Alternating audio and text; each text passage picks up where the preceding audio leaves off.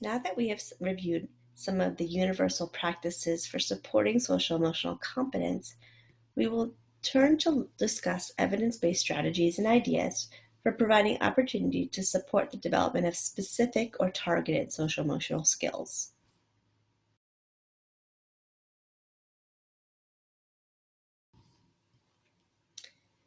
What is emotional literacy? Language is a key.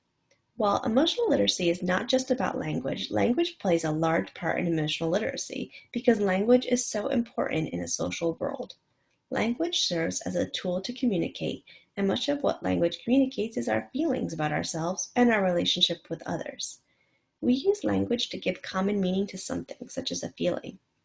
Here is an example of a parent helping her 12-month-old make sense of an emotional experience. It is Mia's third day of childcare, and her mother arrives at the end of her workday to pick her up. The mother makes eye contact with her baby and smiles. As Mia's face brightens, she says, "Oh, Mia, you are so happy to see Mommy." Then, as her baby's face crumples and she starts to sob, her mother says, as she reaches for her daughter, "Oh, you waited so long, and you were afraid Mommy might not come." This mother met this mother read Mia's cues, labeled her daughter's emotional communication, and then acknowledged that she understood how Mia was feeling. This type of exchange, within the context of the relationship, is the primary strategy we use to develop emotional literacy for a young child. Talking about shared experiences, acknowledging and labeling emotions, and letting infants and toddlers know that we see, hear, understand, and accept their feelings throughout the day are major strategies that all caregivers can use to develop emotional literacy in infants and toddlers. The infant or toddler's developmental level will determine what is said and what response the caregiver can expect from the child. The words used to acknowledge and label an emotion may be well ahead of the child's level of speech. As the infant matures and his understanding of the meaning of language expands, the caregiver intentionality extends the conversation about feelings to encompass new concepts and words. The caregiver's gentle, positive tone of voice is an important part of the message of understanding and acceptance of emotion for all young children. Think for a moment about all of the emotions they experience in a typical day. You might at times feel happy, stressed, sad, attentive, engaged, scared, frustrated, excited, or hopeful. Infants and toddlers may not have the language to express themselves, but they are experiencing the same variety and intensity of emotions as adults. Caregivers can support children's learning of emotion words by making a feelings word list. Caregivers can include families in naming feeling words. Near where family members sign in their child, caregivers can leave a notepad or sticky notes for families to write down feeling words. Caregivers can prompt families to write down a feeling word as they connect and talk about their child's evening and or morning. For example, a father may describe his son waking up grumpy. Over time, caregivers can collect a list of feeling words to post in the classroom and share with families.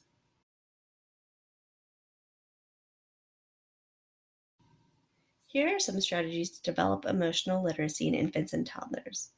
First, use the adult-child relationship to expand children's awareness of emotions or feelings. Adults should verbally acknowledge and label emotions expressed by children.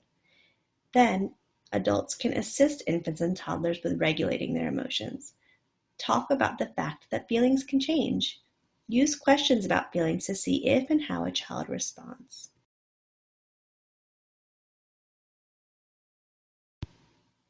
Another strategy is to find opportunities in the group setting to talk about feelings. Stay close and support children when they experience difficulties with peers and need adult support to resolve conflicts. Show positive feelings for both children in the conflict. Let children know through your calm approach that conflict is to be expected and that it can be resolved with help. This is not a big deal. We will fix this problem.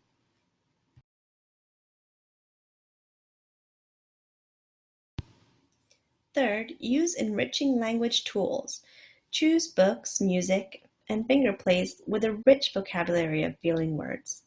Use puppetry or feltboard stories that retell common social experiences, maybe something that happened that week in your childcare setting, and emphasize the feeling vocabulary and the conflict resolution.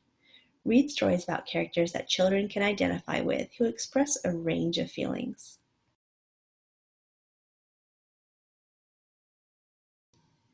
Lastly, always model positive relationships.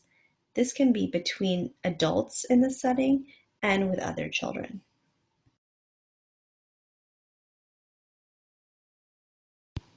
There are many ways to be intentional about the development of emotional literacy with infants and toddlers, but reading is really one of the most powerful tools.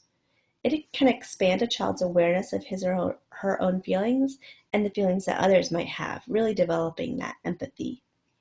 Our goal with infants and young toddlers is to use language that links emotional language to self, people, and things that happen. An infant or younger toddler with developmentally appropriate social emotional literacy is more able to be aware of others' feelings, develop friendship skills, and move along toward a higher level of social play. Older toddlers with more language and opportunities to be with other children need to develop social emotional literacy skills to manage or regulate their emotions and to be successful in solving problems that will naturally occur as they interact with other children.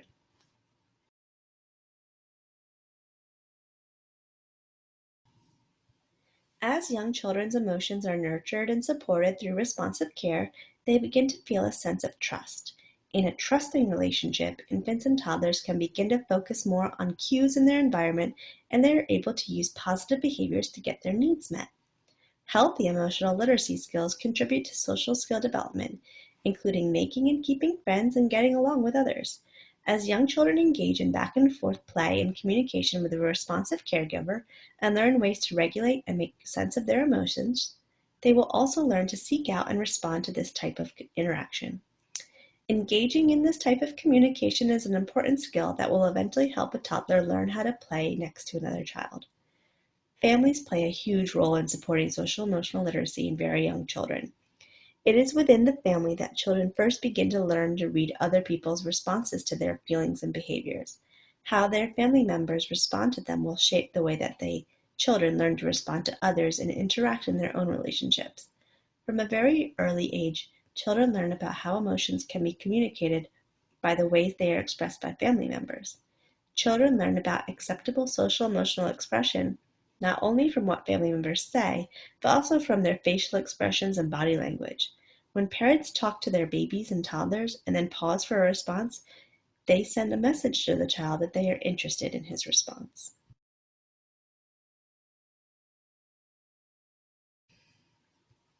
Researchers and child development specialists used to believe that very young children were not capable of understanding or empathizing with the experience of others. More recently, researchers have demonstrated that even very young infants can discriminate the emotions of others, which is a first step in building empathy, a critical foundational social skill. The following may be examples of the types of behaviors caregivers may identify. A toddler who provides a pacifier to an infant who is crying, a toddler who gives another child his special comfort item, a child who pats the back of another child when she is upset.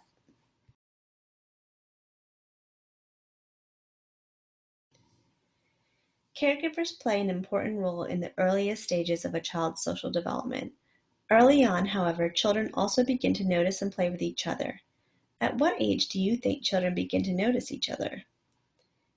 Infancy, when children begin to smile at another face and approach others as they become mobile.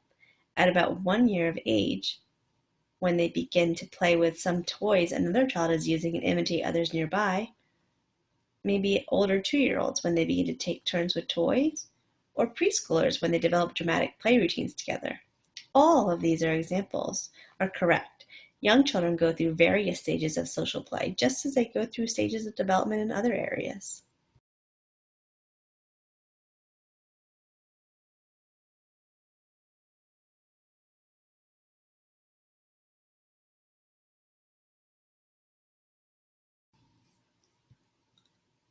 Examine the physical environment to ensure that there is enough space for infants, toddlers, and adults to engage in social activities. For example, having comfy areas on the floor, rockers, and gliders. Evaluate the physical environment for spaces for 2 or more children to enjoy side-by-side activity and for adults to be seated close by for supervision. For example, having lofts, rocking boats, block areas, climbing boxes, slides for more than one child at a time, mirrors that accommodate more than one child, or playhouses. Evaluate the daily schedule for multiple opportunities to develop play skills each day, having indoor and outdoor playtimes. Provide enough materials and equipment that allow and encourage 2 or more children to interact. For example, have stacking toys, cars, dolls, puzzles, or other manipulative materials. Provide duplicates of children's most popular toys and materials to reduce conflict.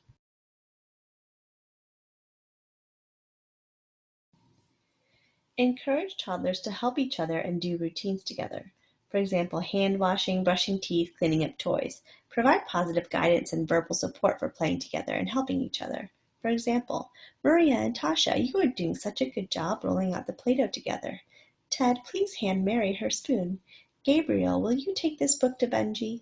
Read books about friends, playing together, helping each other, etc.